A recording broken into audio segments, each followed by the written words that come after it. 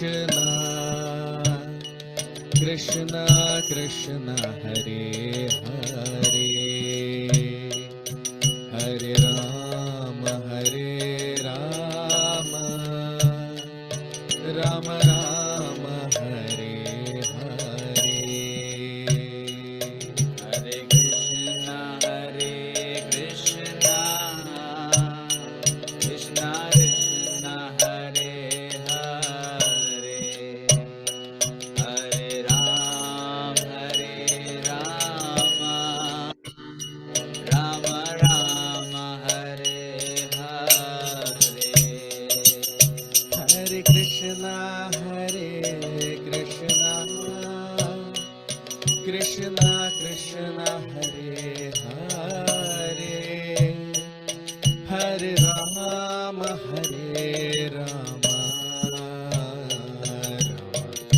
Rama Hare Hare. Hare Krishna Krishna Krishna Hare Hare Hare Rama Rama Rama Hare Hare. Hare Krishna Krishna Krishna Hare Hare Hare Rama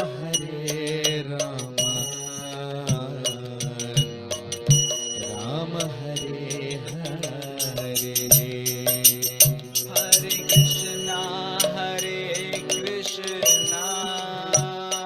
Krishna Krishna Hare Hare Hare Rama Rama Rama Hare Hare. Jaya Radha Madhava Jaya Kunja Vihari Jaya Gopi Janvallabha Jaya Girivardhari. Jai Radha Madhava Jayo Kunja Vihari Jayo Gopi Janvallabha Jayo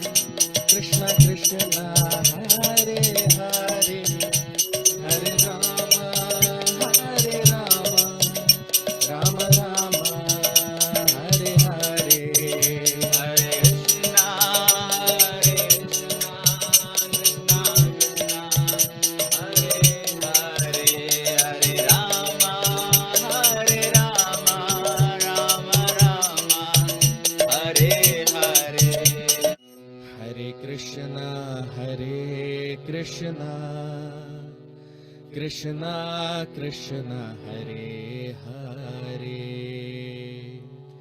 Hare Rama Rama Rama Hare Hare Hare Krishna Krishna Krishna Hare Hare Hare Rama Rama Rama Hare Hare Hare Krishna Krishna Krishna Hare Hare Hare Rama Rama Rama Hare Hare Hare Krishna Krishna Krishna Hare Hare Hare Rama Rama Rama Hare Hare Hare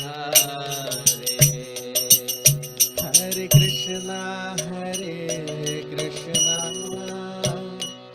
Krishna Krishna Hare Hare Hare Rama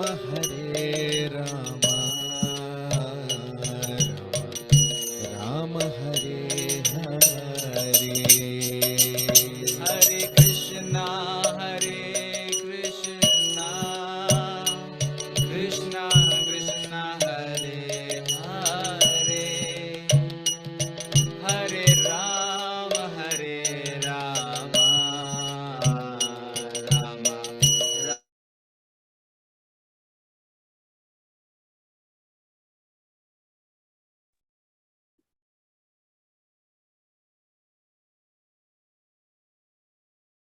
Rama Hare Krishna. So, very warm welcome to all of you for today's session on the Srimad Bhagavatam. We'll start our session with the prayers. Om Namo Bhagavate Vasudevaya. Om Namo Bhagavate Vasudevaya. Om Namo Bhagavate Vasudevaya. Narayanam Namaskritya Naram Chaiva Narottamam Devim Saraswatim Vyasam Tato Jayamudiraye Nashtaprayeshva Bhadreshu Nityam Bhagavat Sevaya Bhagavati Uttama Shloke Bhaktir Bhavati Nashtiki.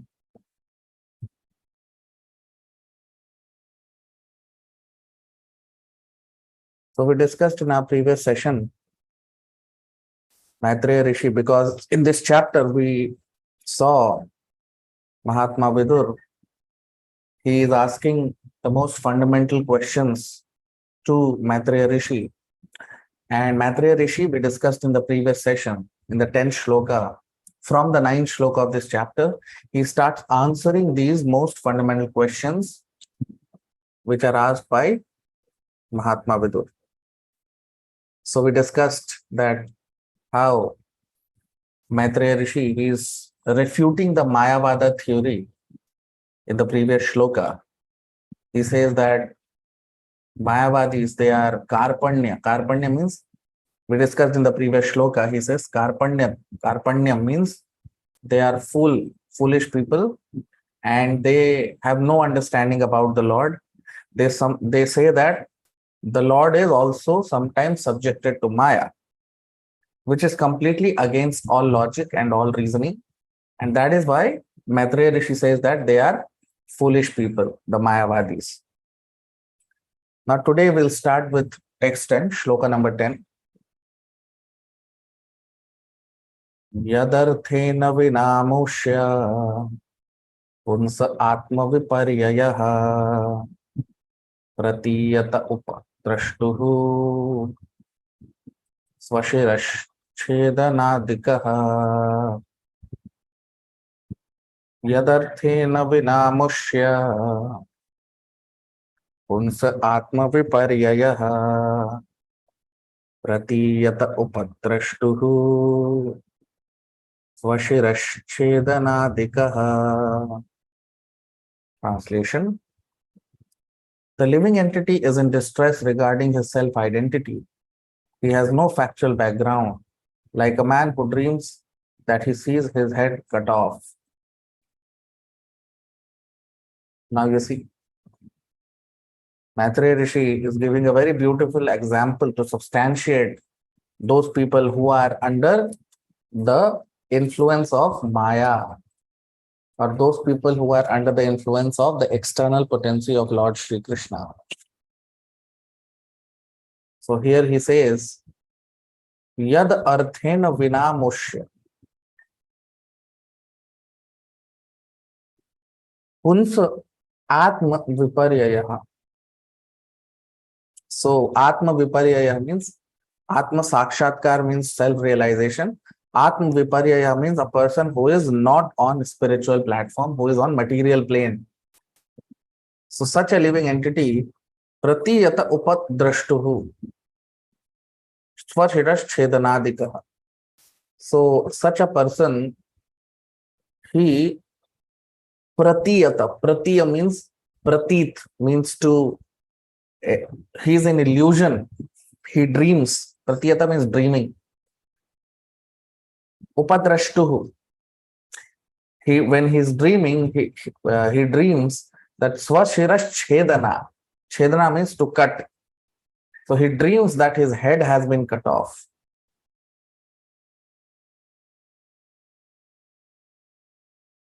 You see,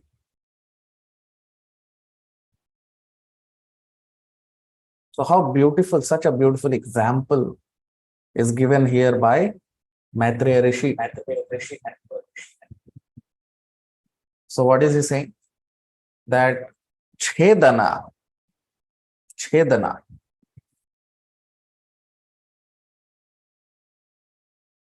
he gives this example to substantiate that this material life is just like a dream. In a dream, we may see that our head has been cut off. But is it really cut off? No. But the suffering that we experience is what is the purpose of the dream. Just like a child in a school, when he is doing some mischief, so the teacher sometimes scolds that child and tells the child that next time if you do this mischief, I will break your bones. Right? So actually speaking, the teacher is not breaking bones of the child. But child out of fear of his, when he imagines that, oh, my bone will be broken, so I should improve myself. So he stops the mischief. Why? Because he fears punishment.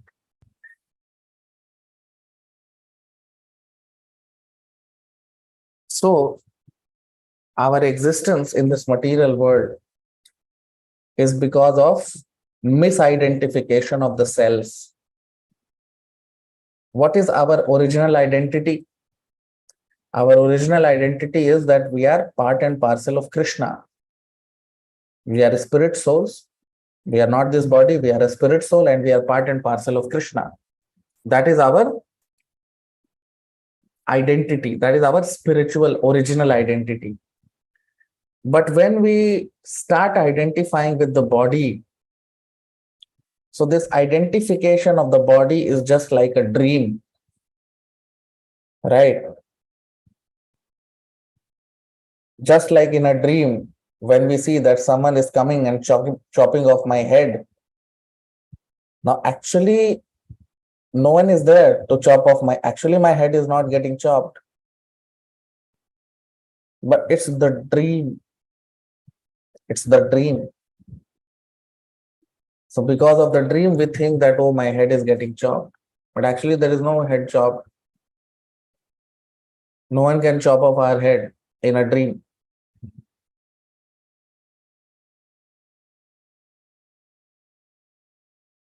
In actual life, if someone chops our head, we'll stop seeing. But in a dream, we actually see that someone is chopping our head. Why? Because it is hallucination. It's not real. It's unreal. It is false. Right? So that's why it is called illusion. And Maya means illusion.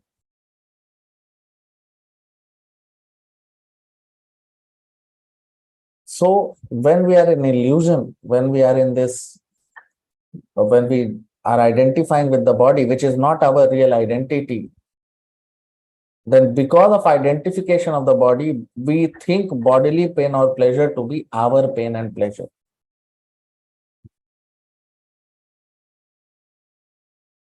So till we identify with the body, we have to deal with this material world, isn't it? And this material world is Asat Achit Nirananda. Spirit is, Atma is Sat Chit Ananda, Satchid Anand. Sat means eternal.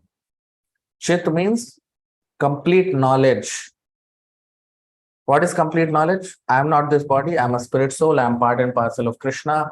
I am an eternal loving servant of Krishna. This is called Chit. Sat means my eternal existence, that I am eternal. And Ananda means our relationship to Krishna. It brings bliss in our life. So, but material world is Asat Achit Nirananda. There is no permanence.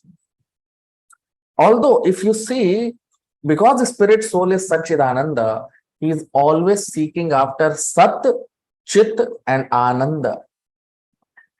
He is always seeking eternal existence, permanence. That's why no one wants to die.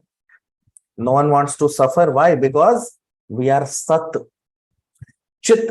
We all want to know the truth. Chit also is there. And we all want Ananda. We are all pleasure seeking beings because of Ananda. So Sat Chit Ananda. That is our tendency. That is our natural constitutional position. But this material world is Asat Achit Nirananda. It has no permanence. It is temporary. Achit, there is no knowledge. This body, has it got any knowledge? No. That's why when the soul leaves the body has got no knowledge. So Achit also, there is no knowledge. And Nir-Ananda, there is no bliss in the body. What bliss is there?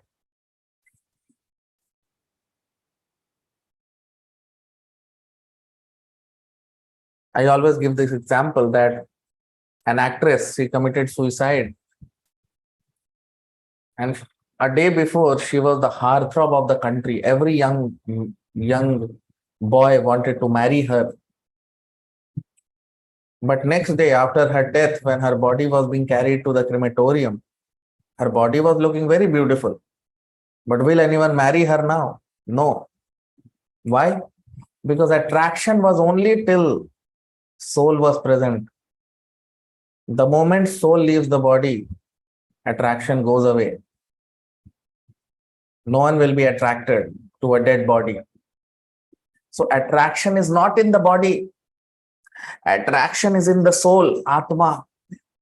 It's the soul which is attractive. It is the soul which attracts everyone. Akarshan, it is called. Krishati. Akarshan comes from the word Krishna. Krishna. Krishna means all attractive. Akarshan, Krishati comes from the word Krishati. And from Krishati word comes Krishna. So Krishna means all attractive. Krishna's original name. The original name of God is Krishna. Why? Because he is all attractive. He attracts everyone. So when we are connected to Krishna, we are attractive. When we are disconnected from Krishna, we are unattractive. We are unattractive.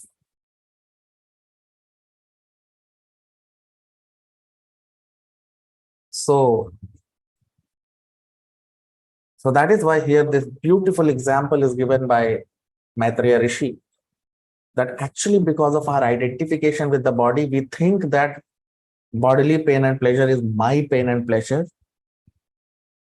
because our real knowledge is covered by ignorance. This is called deep material slumber of the living entity. When we are in deep slumber, we think that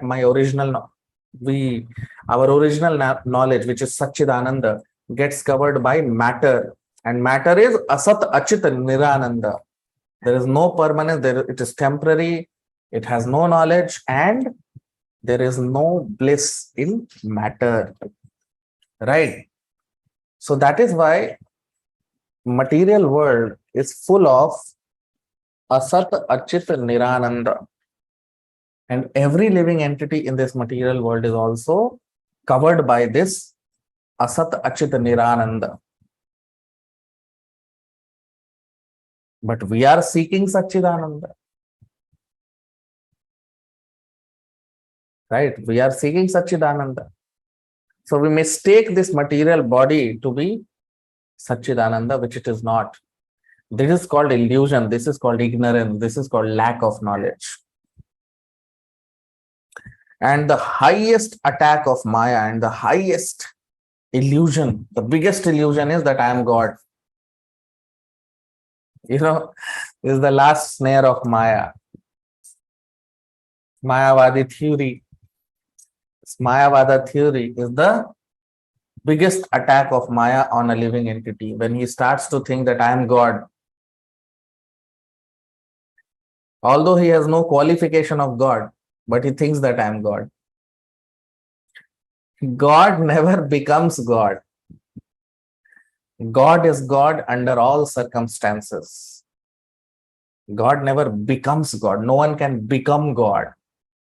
These Mayavadis say that after tapasya, we become God. Okay?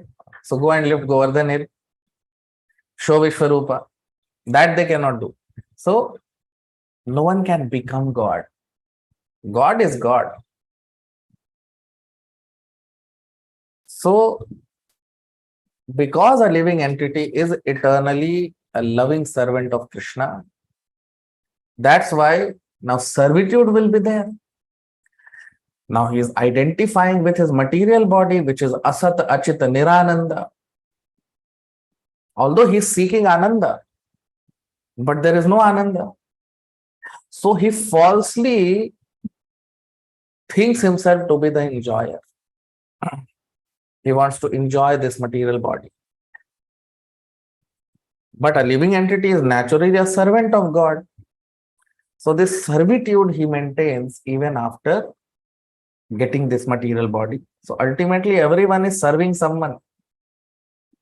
Someone is serving his family, someone is serving his society, someone is serving his country, someone is serving a dog, right? And everyone is serving his senses in the material world, his material senses. Everyone is Godas. No one is Goswami. So that is why ultimately the real success of human life is to give up the service of this material potency or this Maya or this illusion, which is because of our identification with this material body, and self-realization means to realize my original identity, that I am not this body, I am a spirit soul, I am part and parcel of Krishna, I am an eternal servant of Krishna, and to surrender unto the Lord and engage in his loving devotional service. We came in this material world by living service of Krishna. So we go back to spiritual world by again engaging in loving service to Krishna. So that is what Maitreya Rishi is saying here. Now text 11, shloka number 11. Because Krishna says in the Bhagavad Gita मयाध्यक्षेण प्रकृति सूयते सचराचरम हेतु नानेन कौन्तेय जगद विपरिवर्तते.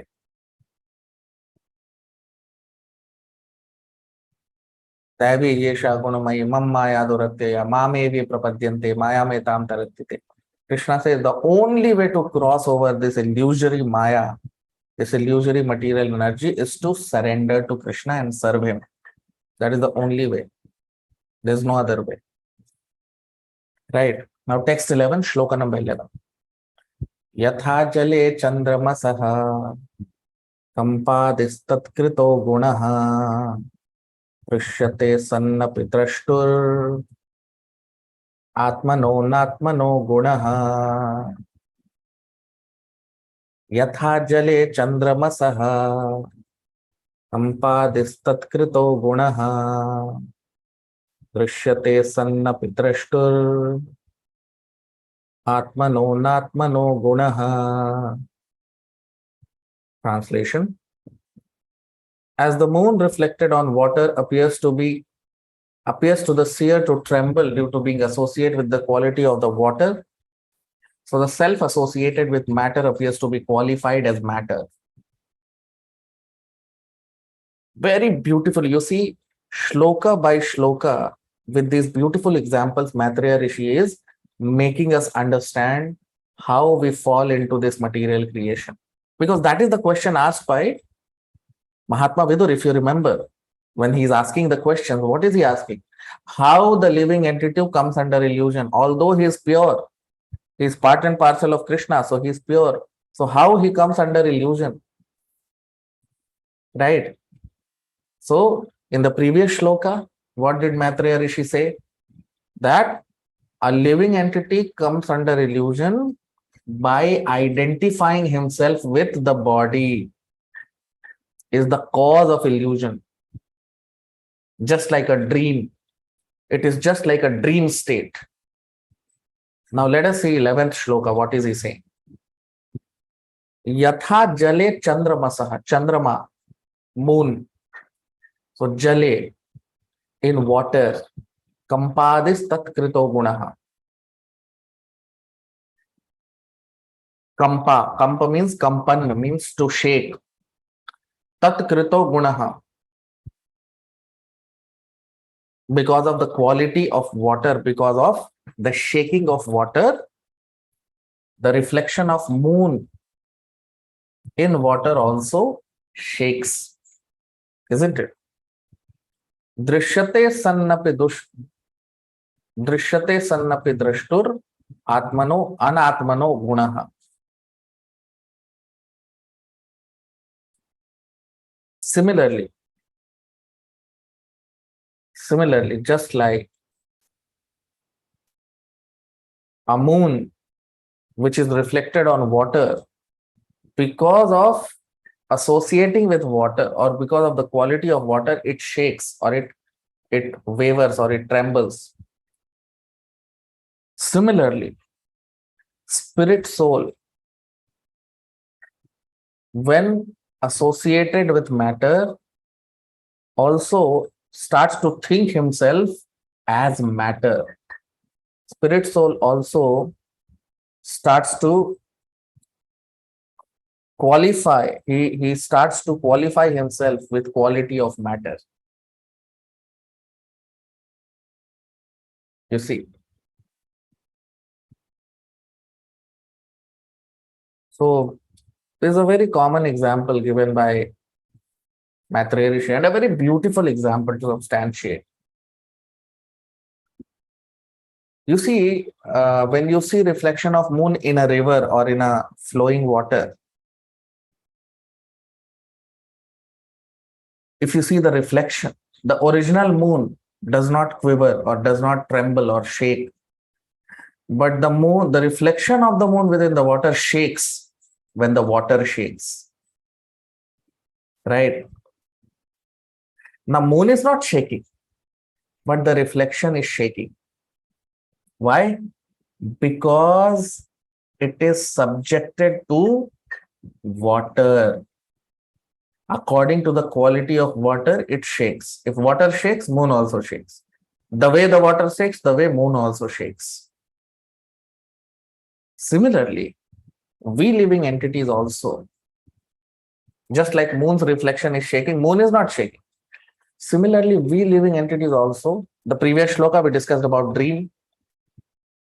So actually, when we are dreaming, we are sleeping on our bed nicely, isn't it?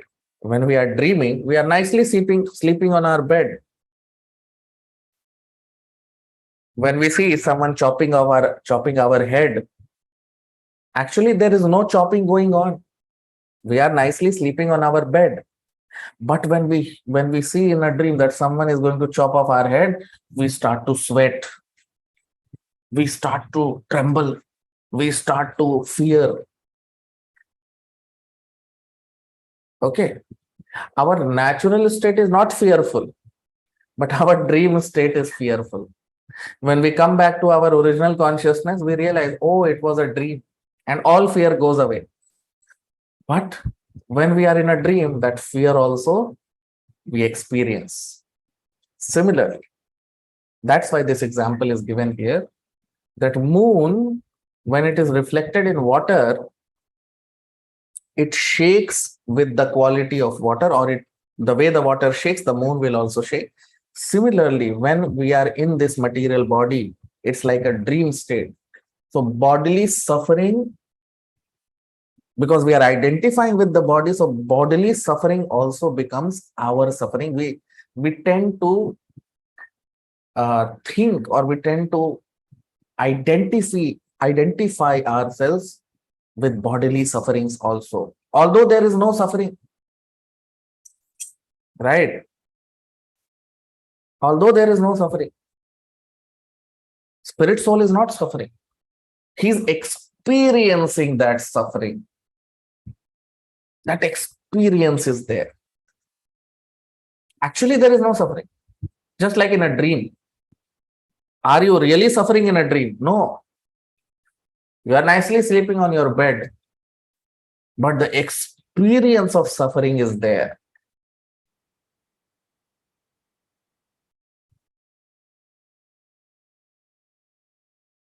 So when we are in our pure state, when we are in our completely spiritual state, when we become spiritually self-realized, then at that state, we know, just like when you come back to your external consciousness from a dream consciousness, all your suffering goes away because you are in knowledge. Similarly, when we also attain our Satchidananda position, then all suffering goes away. Why?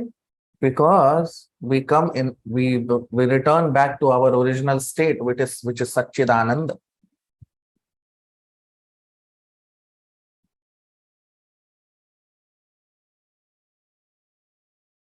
Right.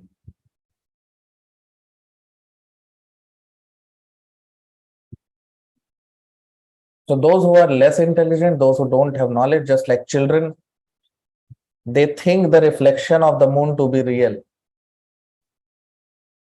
And they think that moon is also moving, but no.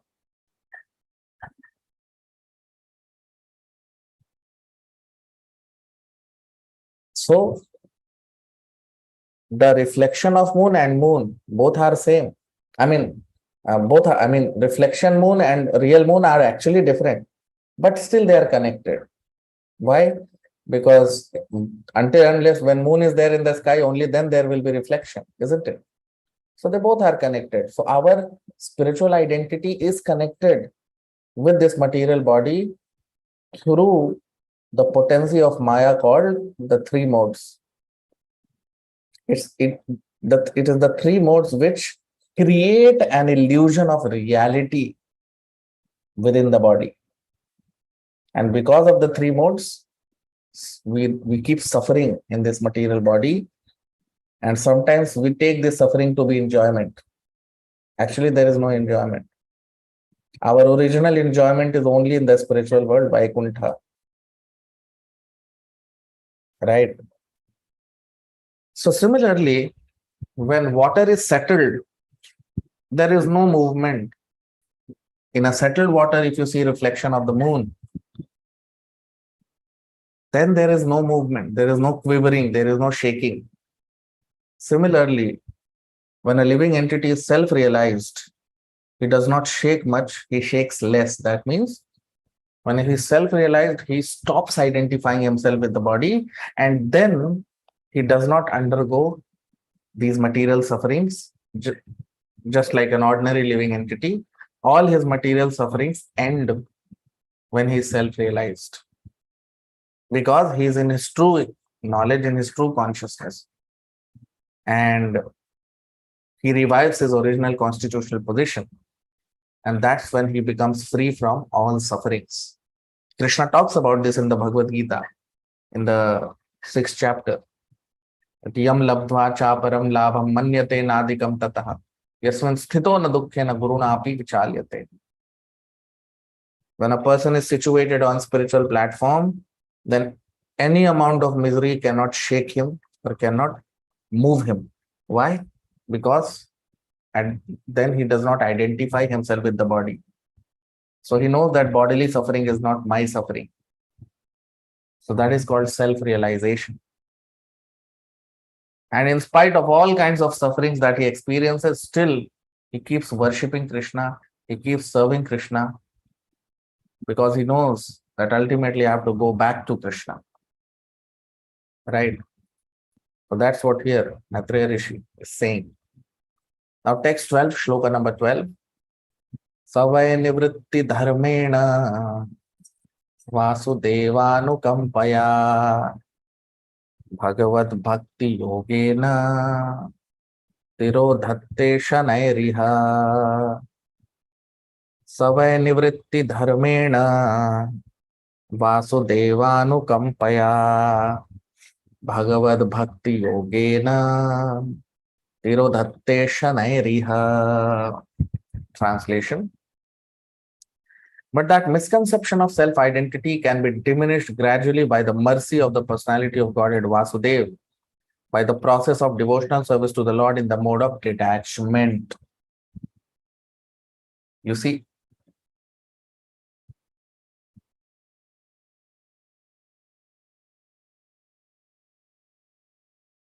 very beautiful shloka, very, very important and very beautiful shloka. So what is Maitreya Rishi saying here? Savay nivritti dharmena. Nivritti means detachment. And nivritti dharmena means by the process of detachment. Vasudeva anukampaya. Anukampa means mercy.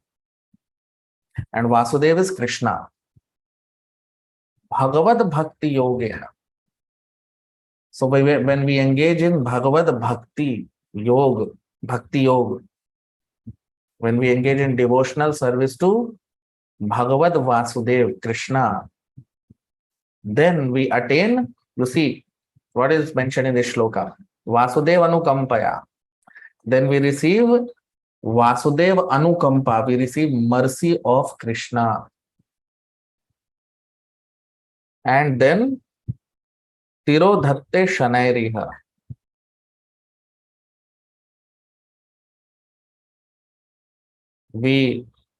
All this material identification is destroyed by mercy of Krishna.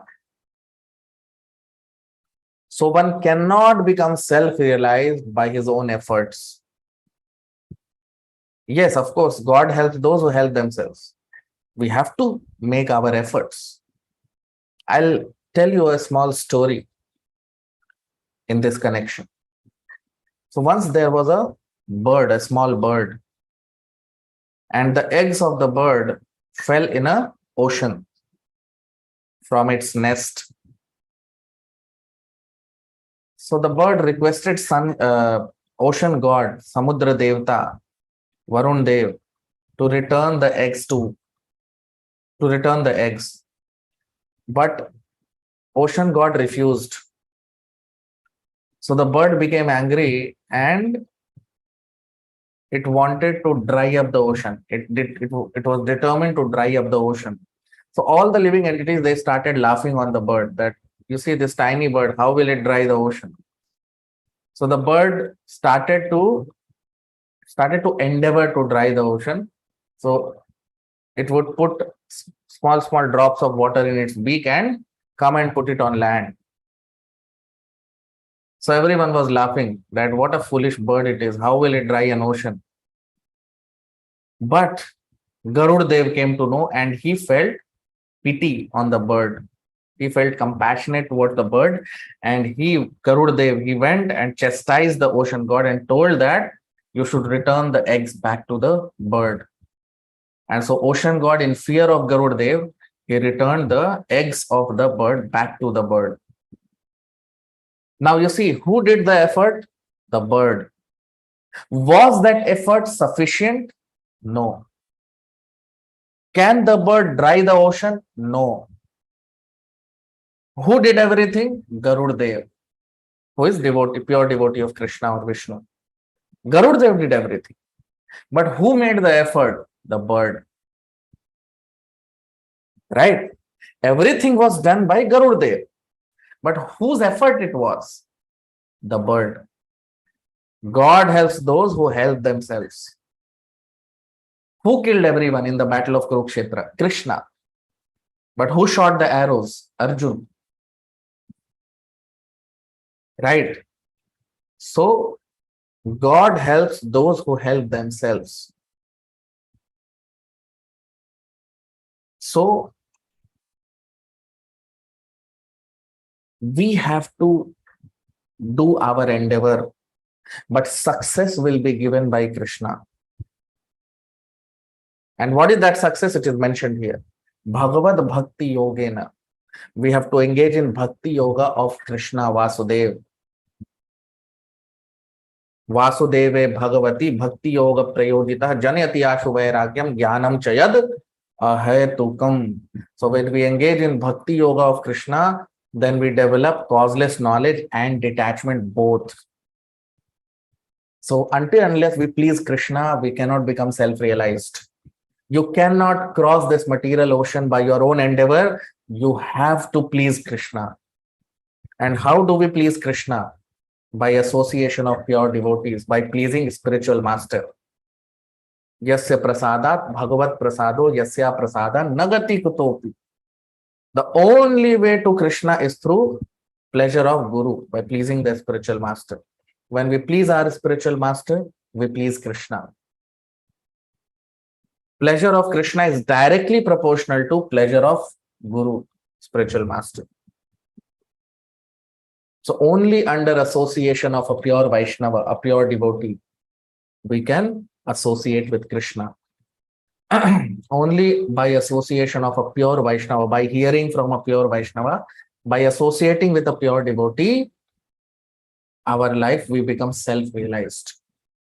So self-realization is only possible by association of pure devotee, and such a pure devotee we have to serve, and by pleasing such a pure devotee who is our spiritual master, we go back to Krishna, we receive mercy of Krishna.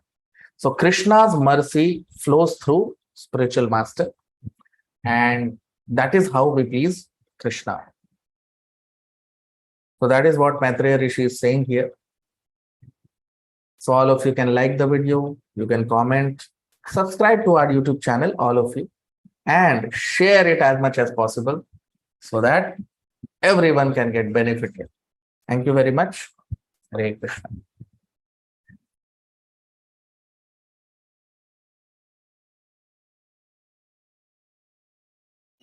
Hare Krishna, Krishna Krishna, Hare Hare, Hare Rama, Rama Rama, Hare Hare. Hare Krishna, Krishna Krishna, Hare Hare, Hare Rama, Rama Rama, Hare Hare. Hare Krishna, Krishna Krishna, Hare Hare, Hare Rama, Ram Ram Hare Hare Hare Krishna Krishna Krishna Hare Hare, हरे राम राम राम हरे हरे। हरे कृष्णा कृष्णा कृष्णा हरे हरे हरे राम राम हरे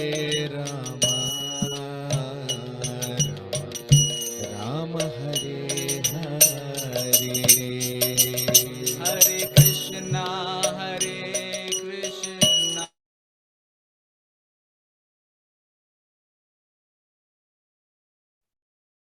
हरे कृष्णा। आप सबका बहुत स्वागत। आज के भागवत के सत्र में प्रार्थना के साथ अपने सत्र को प्रारंभ करेंगे। ओम नमो भगवते वासुदेवाय। ओम नमो भगवते वासुदेवाय। ओम नमो भगवते वासुदेवाय। नारायणं नमस्कृत्य नरं चैव नरोत्तमं देवीं सरस्वतीं व्यासं ततो जयमुदीरयेत्। नष्टप्रायेषु भद्रेषु नित्यं भागवत सेवया भगवति उत्तमश्लोके भक्तिर्भवति नैष्ठिकी।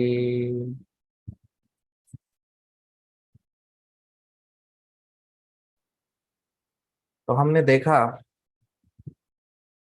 अपने पिछले सत्र में, इस अध्याय में सबसे पहले हमने देखा कि महात्मा विदुर कुछ बहुत ही तत्व जिज्ञासा के प्रश्न उन्होंने किए हैं कि किस प्रकार एक जीव जो है शुद्ध होते हुए भी जड़ जगत में फंस जाता है, और उसका उत्तर हमने देखा मैत्रेय ऋषि दे रहे हैं।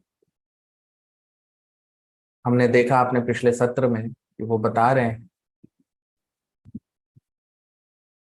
मायावादी लोगों के बारे में कि जो मायावादी होते हैं वो कार्पण्यम, वो बिल्कुल ही मूर्ख होते हैं और वो भगवान को माया के अंदर ऐसा दिखाना चाहते कि भगवान भी माया के द्वारा नियंत्रित होते हैं, जबकि भगवान माया को नियंत्रित करते हैं। तो इसीलिए यहाँ पर मैत्रेय ऋषि उनको, हमने देखा अपने पिछले सत्र में कि वो मूर्ख बता रहे हैं, कि वो लोग मूर्ख लोग होते हैं। तो महात्मा विदुर का जो प्रश्न है कि जीवात्मा इस जगत में फंसती कैसे है, उसी का उत्तर अब यहाँ पर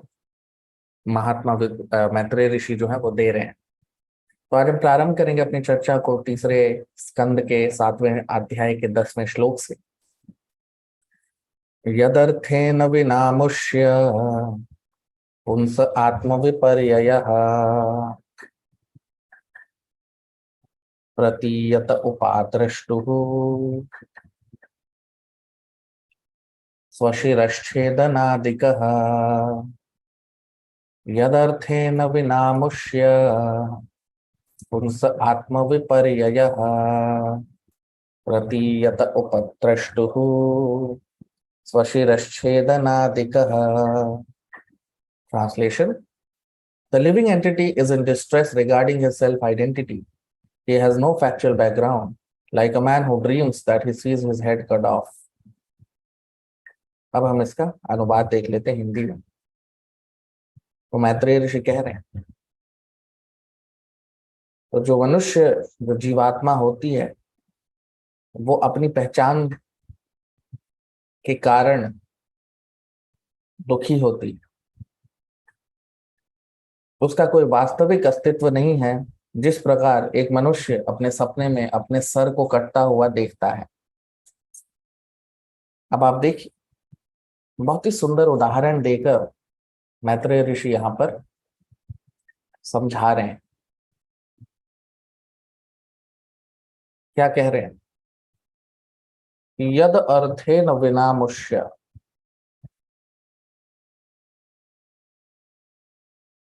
कि कोई अर्थ नहीं है मनुष्य इस जगत में जो फंसा हुआ है उसका कोई अस्तित्व नहीं है। पुंस आत्म विपर्यय,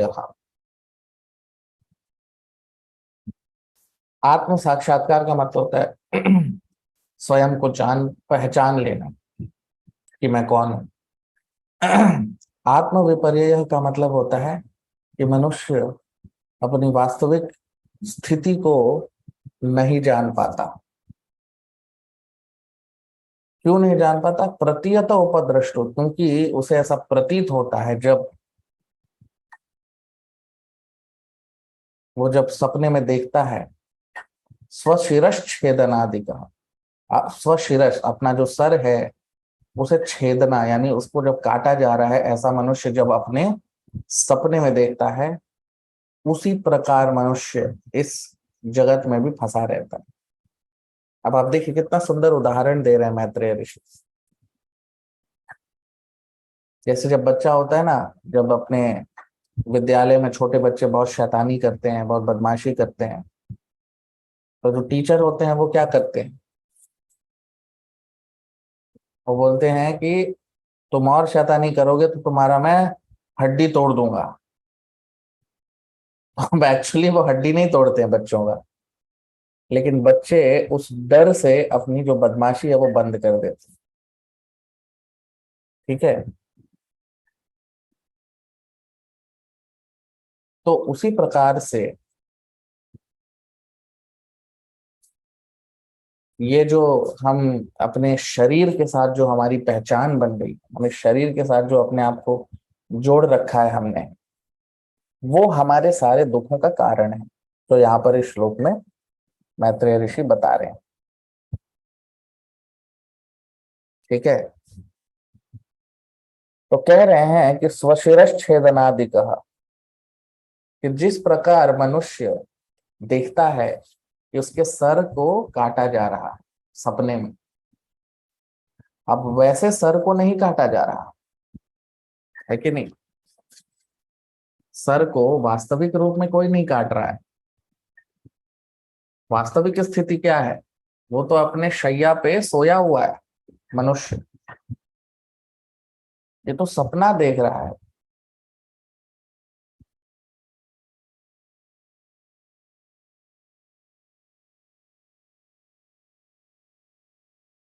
तो वो काटने वाला है सर को, वो देखता है ऐसा कि उसका सर कटने वाला है, और वो भयभीत हो जाता है।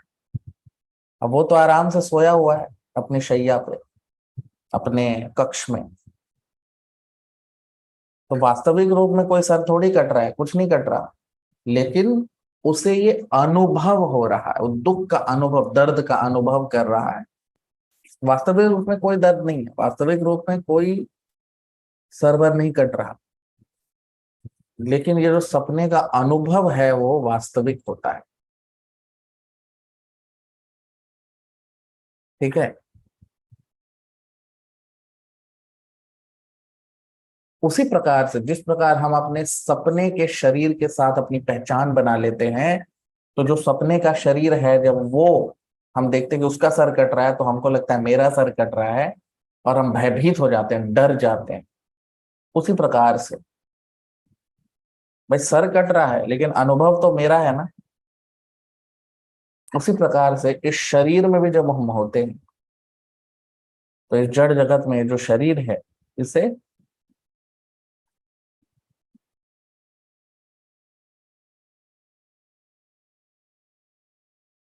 उस अनुभव के कारण, वो शरीर से जो हम पहचान बना लेते हैं, उसके कारण हम शरीर का सुख और दुख, मेरा दुख सुख और दुख हम समझते हैं।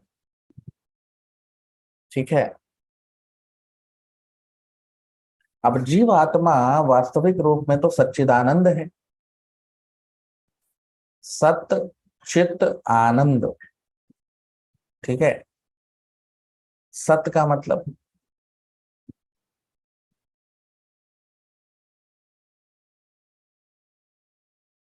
वास्तविक रूप में है,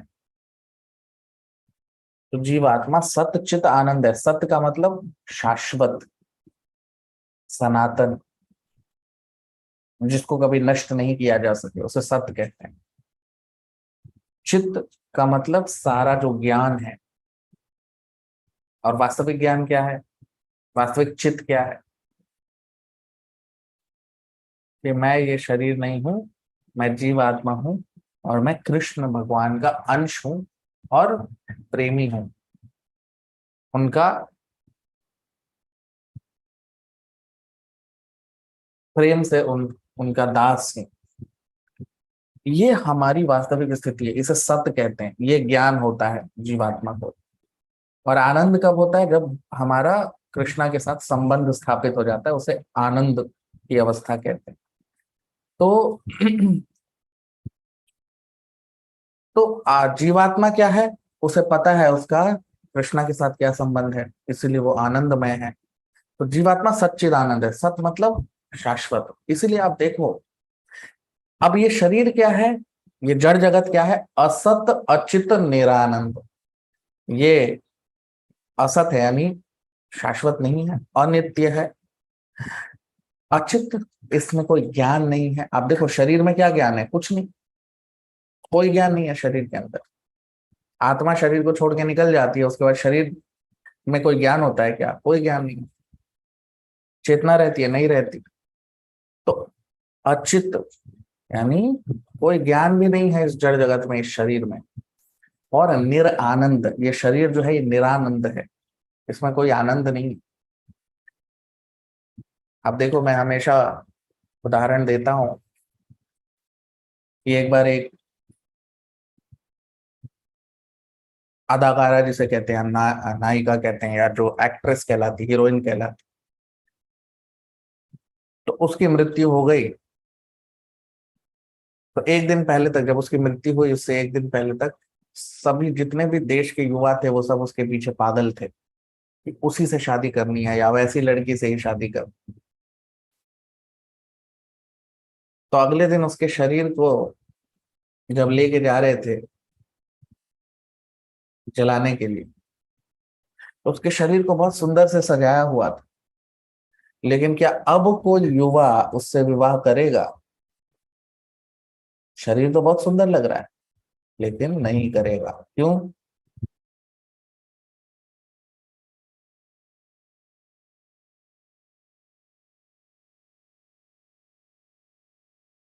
क्यों?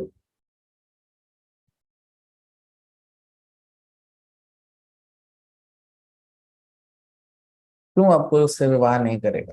क्योंकि आत्मा निकल गई। सारा आकर्षण, शरीर के अंदर कोई आकर्षण नहीं है, आकर्षण आत्मा में है। आकर्षण शब्द कहां से आता है? कृष्ण, कृषति शब्द से आता है, और कृषति से ही कृष्ण आता है। भगवान श्री कृष्ण परम आकर्षक है, सबको अपनी ओर आकर्षित करते हैं। भगवान का वास्तविक नाम क्या है? कृष्ण। इसी के लिए तो सबको अपनी ओर आकर्षित करते हैं। तो यहाँ पर वही हम देख सकते हैं। तो जीवात्मा, शरीर क्या है? असत अचित निरानंद। सारा जो ज्ञान है उसमें कोई ज्ञान नहीं है, शरीर में कोई आकर्षण नहीं है, कोई आनंद नहीं है शरीर के अंदर।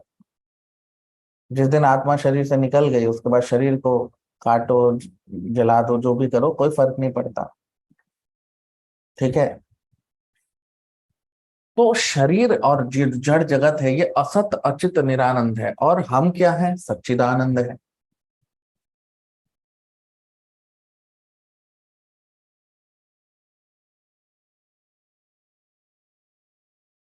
तो इसीलिए हम इस शरीर के साथ जब पहचान बनाते हैं, जब हम स्वयं को ये शरीर सोचने लगते हैं, तो शरीर तो असत अचित निरानंद है और हम सच्चिदानंद है। इसलिए हमें कभी भी सुख प्राप्त, वास्तविक सुख नहीं मिलता, शाश्वत सुख की प्राप्ति नहीं होती। इसलिए हम इधर से उधर भटकते रहते हैं।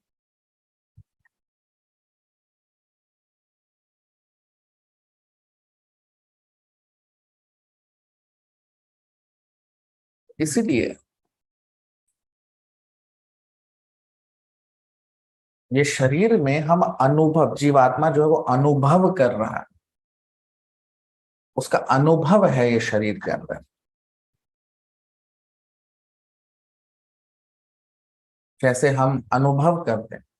जब सपना सपना हम देख रहे हैं कि कोई हमारे सर को काट रहा है, तो हम अनुभव कर रहे हैं उस दुख को। वास्तविक रूप में कोई दुख नहीं है, वास्तविक रूप में कोई सरवर नहीं कट रहा, वास्तविक रूप में तो हम सो रहे हैं आराम से अपनी शैया पे। लेकिन तब भी हम चिल्लाने लगते हैं, अरे बचाओ बचाओ, ये सब क्यों? पसीने आने लगते हैं, क्यों?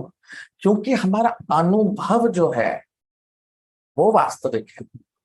भले ही सर का काटना वगैरह सब कुछ काल्पनिक है, लेकिन हमारा अनुभव जो है वो वास्तविक है। ठीक है, तो इसीलिए इस प्रकार से हमारा जो वास्तविक सतचित आनंद है उसको ढक लेती है ये जो भगवान की शक्ति है, माया शक्ति। माया का मतलब इल्यूजन या सपना। तो ये जड़ जगत में जो हमारा वास है वो सपने के जैसा है। हम इस शरीर के साथ स्वयं को जोड़ लेते हैं, जैसे सपने में हम अपने सपने के शरीर के साथ जोड़ लेते हैं, वैसे ही इस जगत में भी हम इस शरीर के साथ अपने आप को जोड़ लेते हैं। लेकिन हम वास्तविक रूप में तो दास हैं। किसके? कृष्ण के दास। जीवेर स्वरूप हो कृष्ण नित्य दास, तो हम कृष्ण के दास हैं।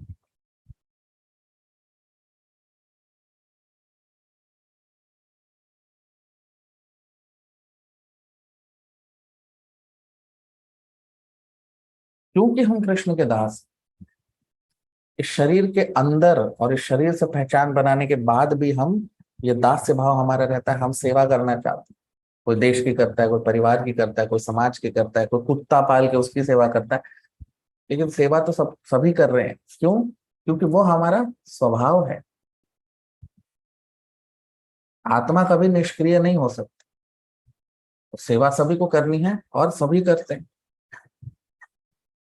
लेकिन वो हमारी वास्तविक सेवा नहीं। हम वास्तविक रूप में कृष्ण के सेवक हैं, उनके दास हैं। ठीक है, तो वही यहाँ पर मैत्रेय ऋषि कह रहे हैं कि ये इसी को कहते हैं भ्रम। तो हम भ्रम में जी रहे हैं कि मैं ये शरीर हूं, शरीर तो नष्ट हो जाएगा। इसीलिए जो शारीरिक आयाम से ऊपर उठ जाते हैं, जो आत्मा के आयाम पर आ जाते हैं, इसको आत्म साक्षात्कार कहते हैं। जो शरीर के साथ अपनी पहचान जो है वो नष्ट कर देते हैं, या उनकी वास्तविक पहचान उनको पता लग जाती है। जैसे जब सपना देख रहे हैं कोई हमारे सर को काट रहा है, हम चिल्ला रहे हैं, रो रहे हैं, लेकिन जैसे ही हम अपनी वास्तविक चेतना में वापस आते हैं, जब हम अपनी बाह्य चेतना में आते हैं, तो हम प्रसन्न हो जाते हैं। सपने में हम रो रहे होते हैं, लेकिन वास्तविक रूप में हम प्रसन्न हो जाते हैं, अरे ये तो सपना था। उसी प्रकार हमारी जो वास्तविक चेतना है उसको हम जब वापस पा लेते हैं,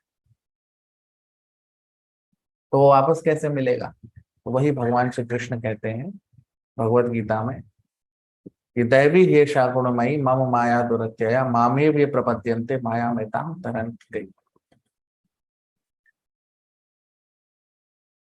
तो मम माया दुरत्यया, तो कृष्णा कह रहे हैं जो मुझ पर समर्पित हो जाएगा वो माया को पार कर जाएगा।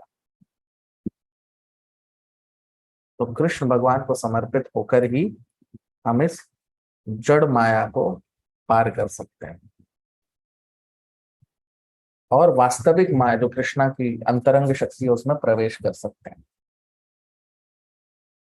11वां श्लोक। यथा जले चंद्रमसः संपादिस्तत्कृतो गुणः हृष्यते सन्नपि द्रष्टुर् आत्मनो नात्मनो गुणः। यथा जले चंद्रमसः कंपादिस्तत्कृतो गुणः दृश्यते सन्नपि द्रष्टुर्।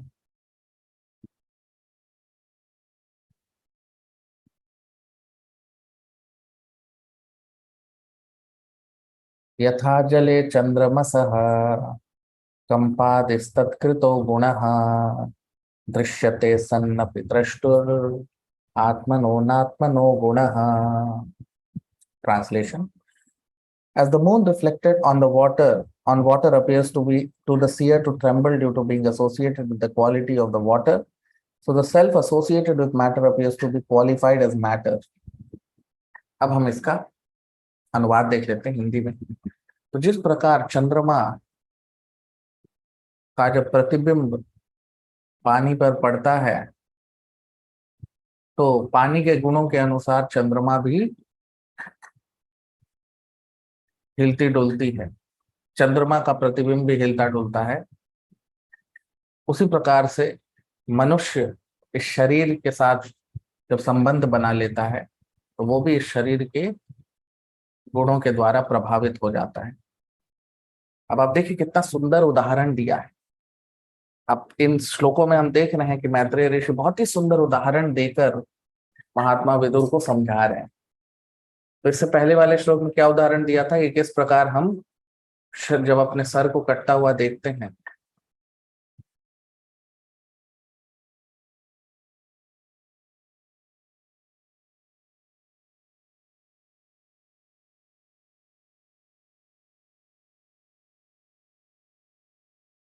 तो बहुत ही सुंदर उदाहरण दिया है इस श्लोक में भी। पिछले श्लोक में क्या दिया था कि जिस प्रकार हम अपने शरीर, जो मनुष्य है वो अपने शरीर से जब अपनी पहचान बनाता है, ये सपने की तरह है। सपने में हम अपने सर को कटता हुआ देखते हैं, वास्तविक रूप में कुछ नहीं होता, लेकिन हमारा अनुभव वही होता है। अब वही चीज यहाँ पर उसी को बता रहे हैं एक दूसरे उदाहरण से। क्या कह रहे हैं कि आप देखिए, यथा जले चंद्रमसः, तो जिस प्रकार जल में चंद्रमा कंपादिस तत्कृतो गुणः, जल के गुण के अनुसार कंपादिस, कंपन्न आता है, कंपन्न लगता है चंद्रमा में, चंद्रमा के प्रतिबिंब में। दृश्यते सन्नपि द्रष्टुर आत्मनो नात्मनो गुण, उसी प्रकार से दृश्यते सन्नपि द्रष्टुर, उसी प्रकार से शाश्वत मनुष्य, शाश्वत जीवात्मा जब इस शरीर के संपर्क में आती है तो शरीर के गुणों से प्रभावित हो जाती है। ठीक है, बहुत ही सुंदर उदाहरण, बहुत ही सुंदरता से मैत्रेय ऋषि इसको समझा रहे हैं।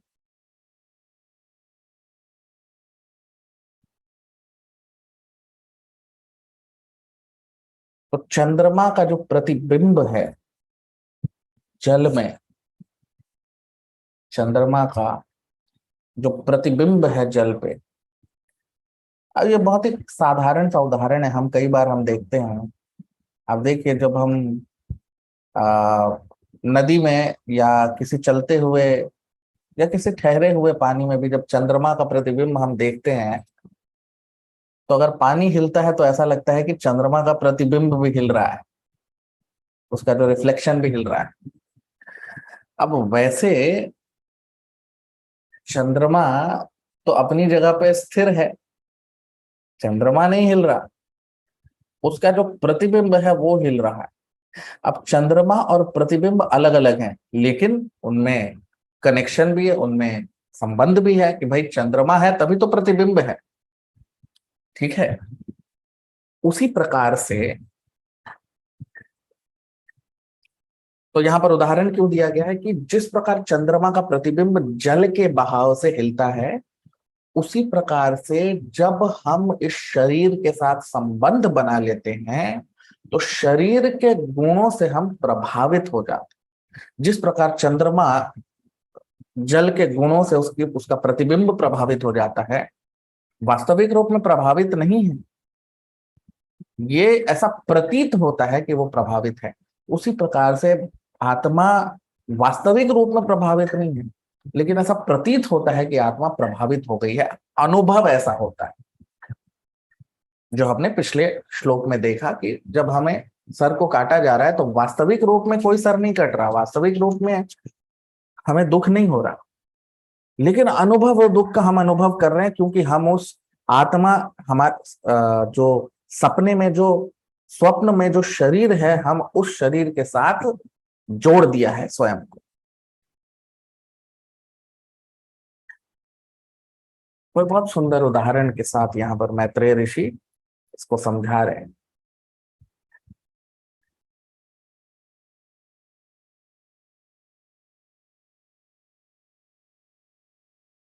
तो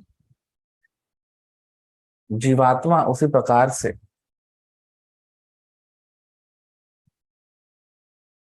सुख दुख का अनुभव करती है जब वो शरीर के साथ अपने आप को जोड़ लेती।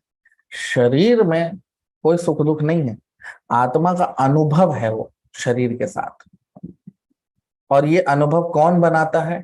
तीन गुण, तीन गुण बनाते हैं इस अनुभव। ये जो प्रकृति के तीन गुण हैं, ये हमारे शरीर में वास्तविकता जैसा अनुभव उसकी रचना कर देते हैं। ऐसा लगता है जैसे वास्तविक है, तीन गुणों के कारण। ये जो शरीर के साथ हमको ऐसा लगता है ना कि शरीर का जो आनंद है वही मेरा आनंद है, शरीर का दुख मेरा दुख है, ये किसके कारण होता है? तीन गुणों के कारण ये प्रभाव बनता है। ठीक है। तो जब पानी ठहरा हुआ होता है तब प्रतिबिंब नहीं हिलता। जब पानी चल रहा होता है, बहता हुआ पानी है, तब प्रतिबिंब हिलता है। उसी प्रकार जिस मनुष्य को आत्म साक्षात्कार हो गया है, जो इस भौतिक आयाम से ऊपर उठ चुके हैं, उन्हें वो इन सुख दुख का अनुभव नहीं करते, क्योंकि वो इससे ऊपर उठ चुके हैं। उन्हें पता है कि मैं ये शरीर नहीं हूं और अंततः मुझे इस शरीर को छोड़कर वापस भगवान के धाम जाना है। तो जो साक्षात्कार जिनको हो चुका है वो इससे भ्रमित या परेशान नहीं होते, जिनको ज्ञान है।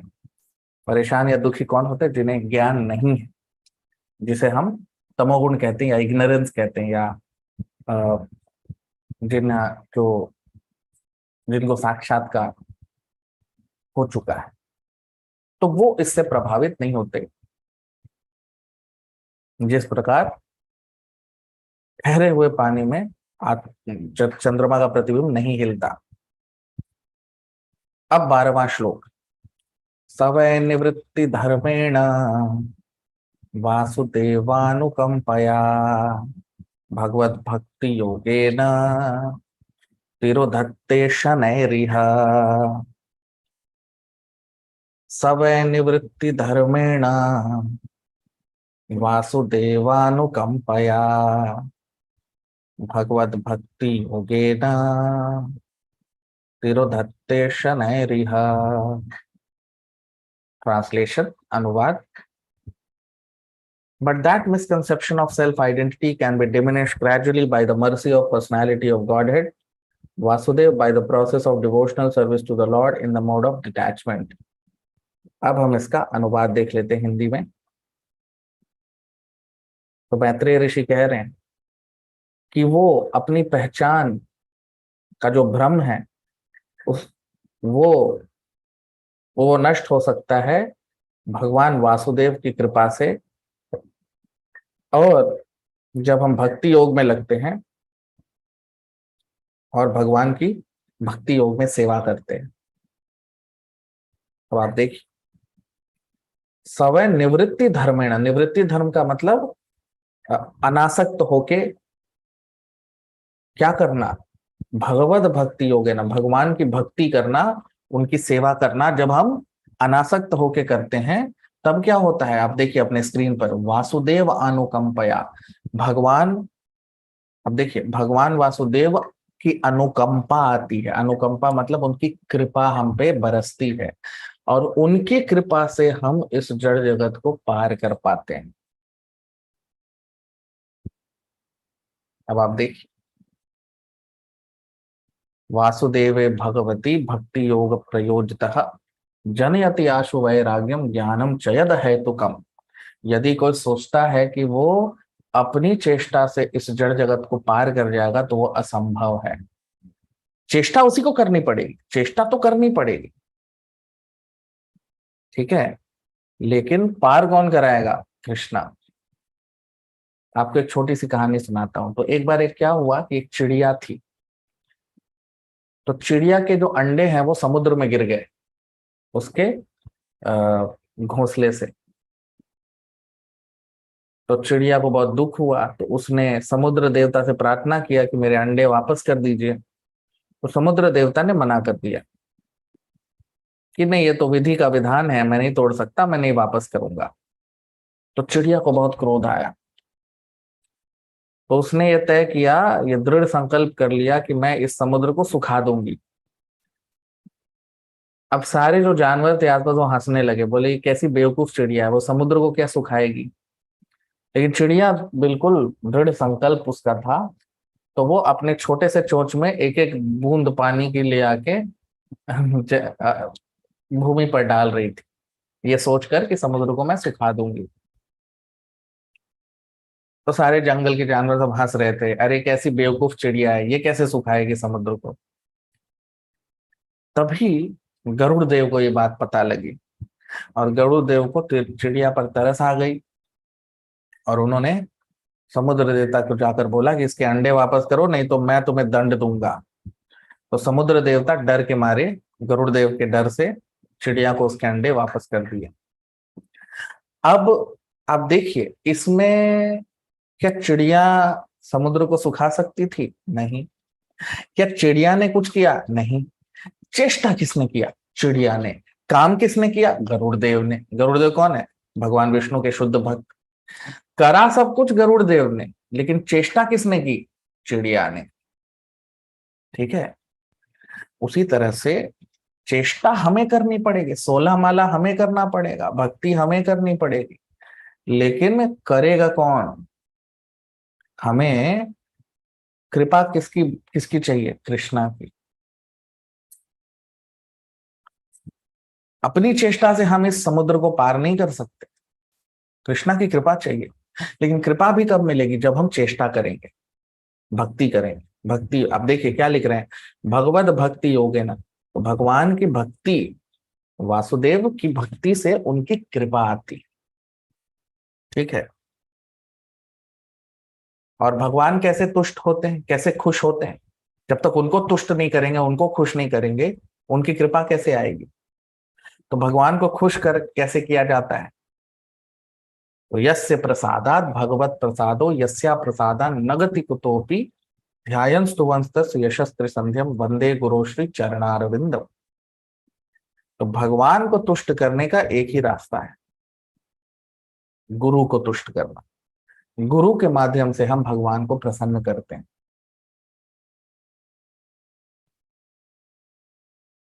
कृष्णा की कृपा गुरु के माध्यम से आती, क्योंकि वही भगवान के दूत हैं, जिनके कारण हम भगवान के भक्त बनते हैं। तो इसीलिए साधु संग में, शुद्ध भक्त की संगति से ही हम भगवान की भक्ति में सफल हो सकते हैं। तो भगवान की कृपा यदि प्राप्त करनी है तो हमें शुद्ध भक्त का संग चाहिए। उनसे जब हम श्रवण करते हैं, उनके आदेशों का पालन करते हैं, और जब हम उनको प्रसन्न करते हैं, तो कृष्णा प्रसन्न हो जाते हैं, और तब हम पे कृष्णा की कृपा बरसती है। और तब हम इस जड़ जगत के, जो ये जैसे चंद्रमा का हम देख रहे थे ना, हिल हिल रहे थे, तो इस जड़ जगत के 3 गुणों को हम पार कर जाते हैं और भगवत धाम वापस प्रवेश कर जाते हैं। तो यस्य प्रसादात भगवत प्रसाद, तो शुद्ध भक्तों की संगति से, जो हमारे गुरु हैं, उनकी कृपा से भगवान की कृपा आती है, और तब हम इस जड़ जगत को पार कर जाते हैं। तो वो हम यहाँ देख रहे हैं। आप लोग वीडियो को लाइक कर लीजिए, कमेंट कर दीजिए, और यूट्यूब चैनल को सब्सक्राइब कीजिए, जितना हो सके शेयर कीजिए सब तक। बहुत बहुत धन्यवाद। हरे कृष्ण।